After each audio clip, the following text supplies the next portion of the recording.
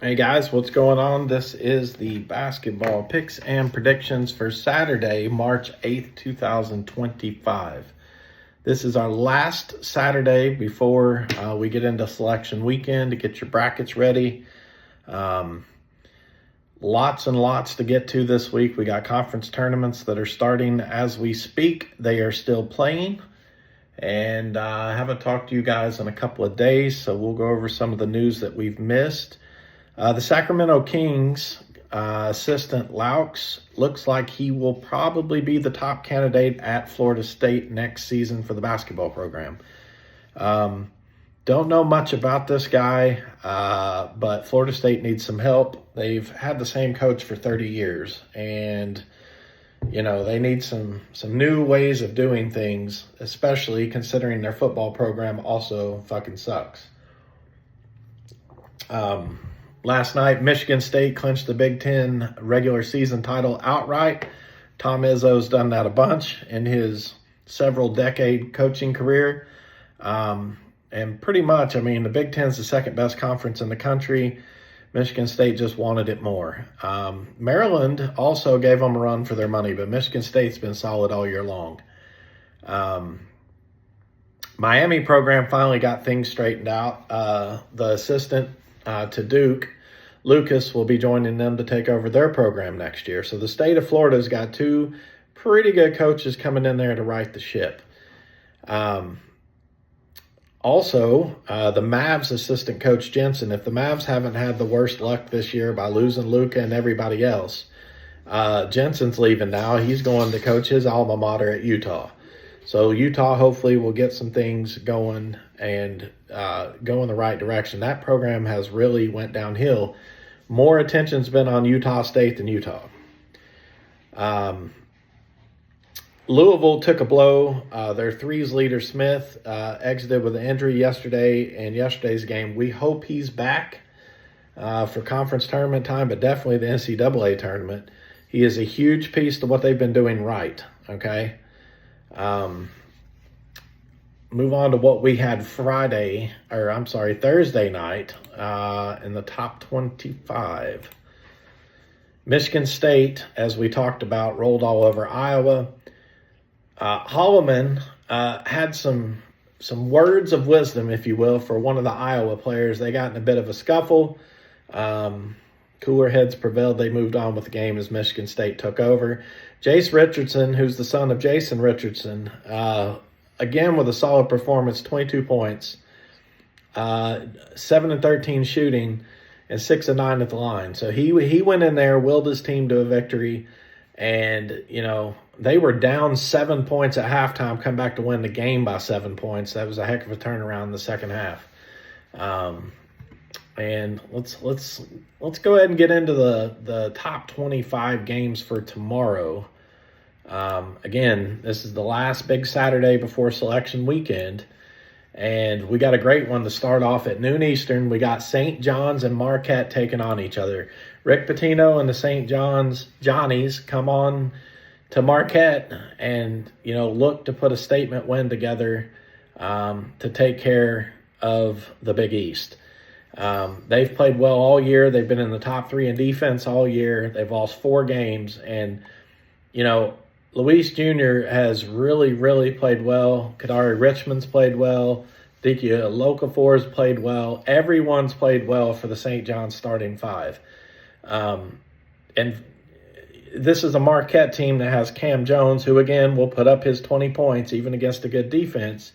But it's all up to the rest of the team to see if they can, hold steadfast up there. I don't see any problem with St. John's coming in and winning the game. I would say it'll be somewhat of a close game. I give it 6 to 8 points that St. John's will probably win that game. But Rick Pitino's not going to take the foot off the pedal just because it's the end of the season and rest his guys. He plays his guys hard every game and expects, greatness out of all of them. So expect a hard-fought game, and St. John's goes in there and wins it. Next at noon Eastern, we got Kentucky versus Missouri. Now, this is an interesting game for a lot of reasons. Missouri has been peaking. Kentucky's finally getting it together with the injury bug now behind them. And again, Oweh going to probably get his 20 points again. And, what can Missouri do to slow them down? Well, one thing they can do is they got home court advantage. Kentucky on the road has not been the same team that they've been at home. Missouri's not been the same team on the road as they've been at home. What does that mean? Well, that probably means you're going to have a close game either way. I would say whichever team has the ball in their hands at the end has probably the advantage, and I think this will be a 5-point game or less. I'm not going to pick a side here because I think this one's too close to call, but keep an eye on Oweh. The game will go as he goes. Can Missouri stop them? Can Missouri keep up, their rebounding and their free throw shooting? We'll see. I don't know. Next, Mississippi State and Arkansas. Another noon tip. John Calipari is trying to figure out how he can get into the tournament. He's right there at the bubble at 18-12. Beating Mississippi State tomorrow will make a big statement for the selection committee if he can get it done. They are at home. They have 2 or 3 Kentucky transfers that he brought with him, and they're starting to finally gel as a group. As far as Mississippi State goes, I bring it up every time. Josh Hubbard will always spoil any plans you have toward victory. He will always shoot a couple threes in your eyeball, no matter how many people you put on him, and the guy can't fucking be stopped. So, keep an eye on him. Matthews also has been an assist guy the last 2 games. He's really seen the floor quite well and passed off to the open guy. So another game here. I think Arkansas will take it home, at home, and, Mississippi State will play a close game. I think it'll probably be a shootout and a high-scoring game. So the over looks real nice there. But don't count out John Calipari, especially this time of year. Don't count him out in the SEC tournament even. But if he gets this win, tomorrow, I think that they're probably right there at getting in and being like the 12th or 13th team in the SEC to get in. So that'll be a good matchup. Can't wait to see that one. 1 o'clock, we got Penn State and Wisconsin. And again, Penn State is a tricky team, okay? I don't know why that they're only a 500 team other than the fact that the Big Ten's a very good conference, okay? Wisconsin's going to win the game at home. John Tonji's not going to allow them to lose. They're the best free throw shooting team in the country. But Penn State goes on spurts and runs and everything else. They'll score 8 or 10 points in a blink of an eye, and then they go dead from the field for 3 or 4 minutes. So I think Wisconsin can probably run away from this one, but I don't think that they'll do it till maybe halfway through the second half. I like them about 8 to 12 points to beat Penn State, but I think it'll be another high-scoring game between the two. Tanji will get his 20 points, and the team will shoot 85-90% from the line like they've been doing. So that's always a tough out. And they're going to be, Wisconsin will probably win 2 or 3 games at least in the NCAA tournament based on seeding, just based off of how well they play as a team. So get your brackets ready. I would have them going at least a couple of wins into the tournament. Next to 1:30 Eastern, we got Iowa State and Kansas State. Now, these are 2 teams that are going very similar in the way that they're trying to keep their season intact. Iowa State's getting their players back, so they're starting to play a little bit better. And then Kansas State has played spoiler to everybody, and, well, this game's really going to see if they're made of anything that's going to last, because at 15-15, they're not going to be in the tournament. They're going to have to win the conference tournament in order to get in. And we'll see what Iowa State has. Now, Kansas State is a tough out at home, but I think Iowa State runs away with this one, 8 to 15 points, somewhere in there, and makes Kansas State pretty much, prepare for next season. We'll see. Next after that, we got South Carolina and my Tennessee Volunteers. Tennessee lost a heartbreaker to Ole Miss. All right, it was a ridiculous game. Very rarely does Tennessee lose 2 games in a row. Now, they have this year, but they're coming back home. They're playing a South Carolina team that is the worst team in the SEC.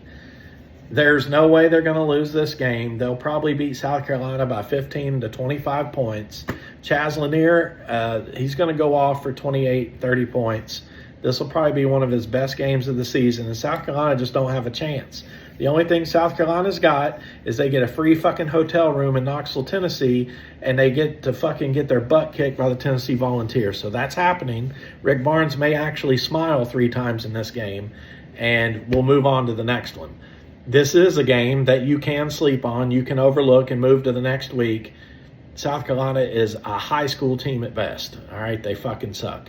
So, you know, we'll come back here on Sunday and discuss it if you want, but yeah, this is comical what's going to happen tomorrow at 2 o'clock. So enough said on that.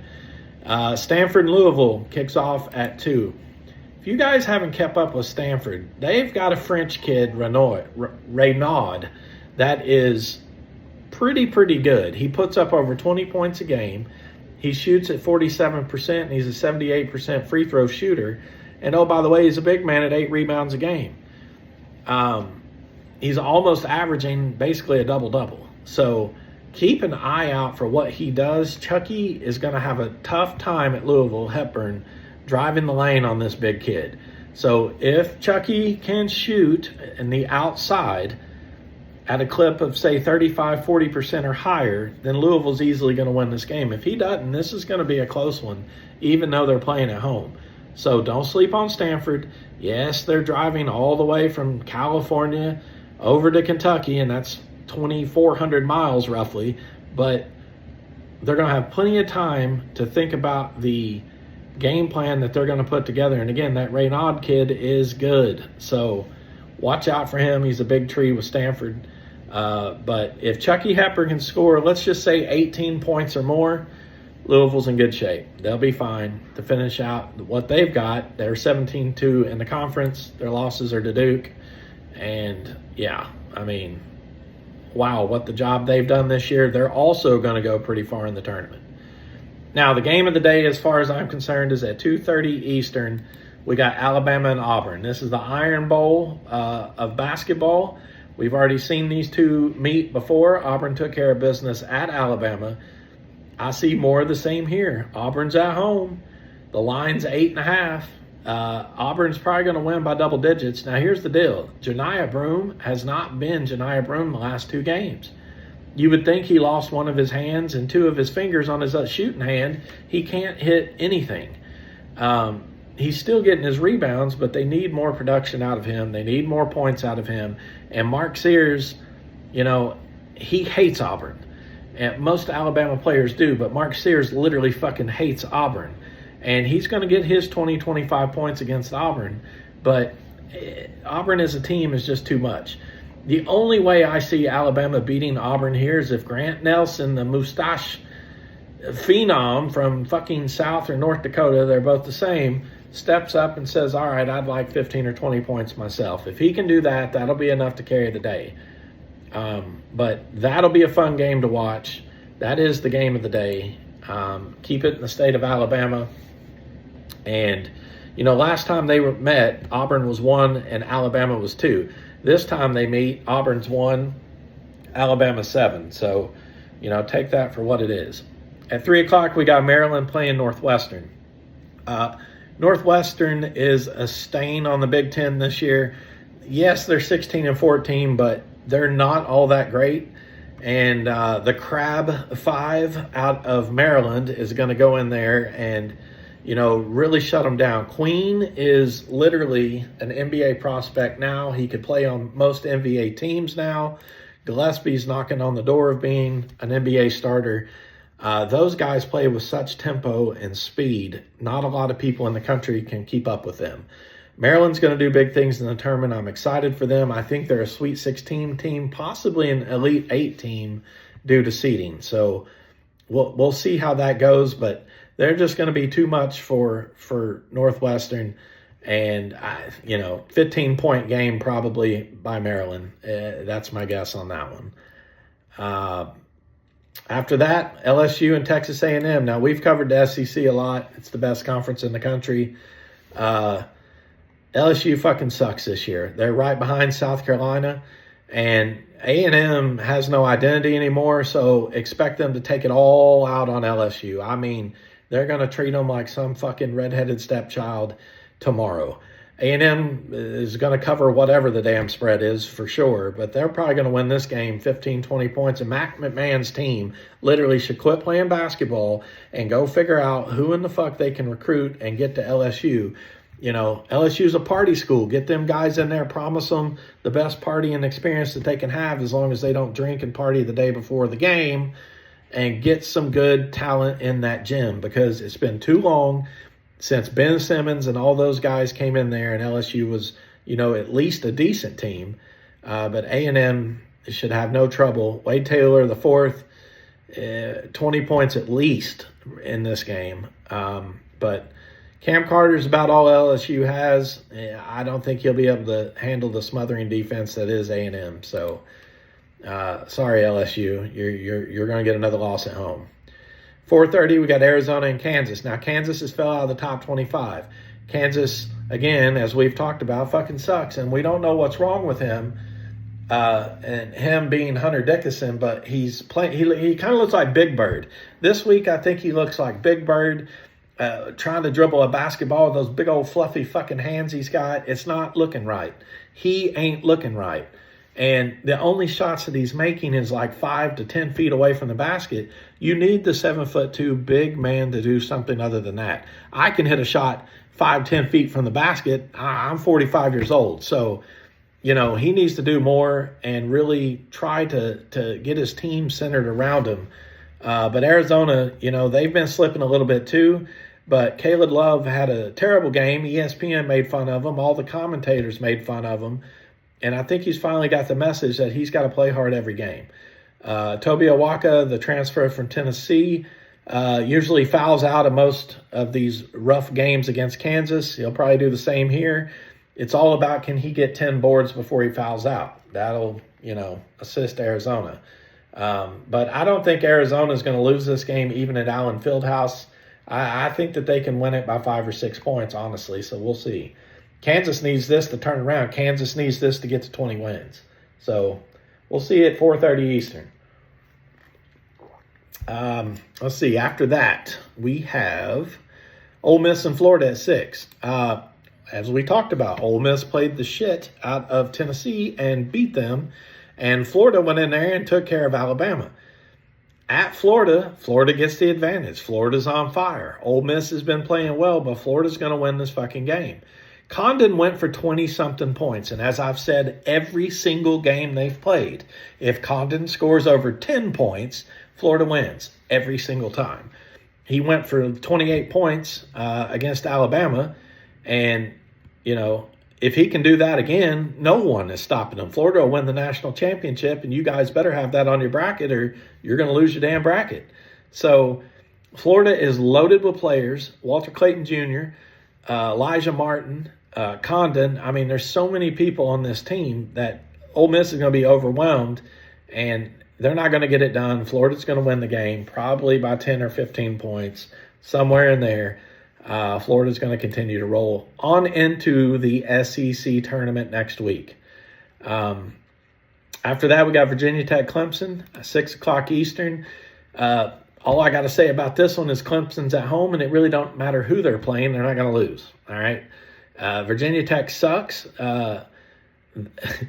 I don't know where they found the people on this team, but they should just blow this team up, get rid of it, lose all their scholarships, and redo everything. Anyone that they have playing other than these starting 5 would be better than what they have. They're a 13-17 basketball team, and half of those 13 wins were within 3. You know, the other teams that they played just laid down and quit. Had a bad game, hungover, whatever you want to say it. So Virginia Tech's really bad. Clemson's really good. Clemson's a tough place to play. You know, whatever the spread turns out to be tomorrow, take it, because Clemson is not slowing down against anybody. They'll probably win this game by 20 or more. So I'm curious on them, too, to see how far they go in the tournament. 6:30. This used to be a great game. It's not anymore. Duke and North Carolina. North Carolina is improving, but Duke is blowing people out by 20 or more every fucking game. Cooper Flagg has now solidified, I think, Player of the Year over Janiah Broome. He's going to be the number one pick in the NBA. Everyone should tank to try to get him now. And North Carolina, even though they're on the road, they're not that far away from, North Carolina and Duke's only separated by a handful of miles. But Cooper Flagg's going to pretty much have a statement game, 20-25 points. Con Knipple, supporting cast of 15 points or more probably. And between those two, that's all they really need to beat North Carolina. R.J. Davis is in his 3,000th year of college basketball, and he's really their only hope to keep it close. But Duke will go in there and handle it by 10, 12 points probably. And what I expect to be a close game at first, but then Duke pulls away. They're just too much for pretty much everybody. And don't forget, Duke has beat Auburn this year. At 8 o'clock, we got Texas Tech and Arizona State. Now, Bobby Hurley's team, Arizona State, they've lost their top scorer, Freeman. I've said that. Somehow they're still generating points.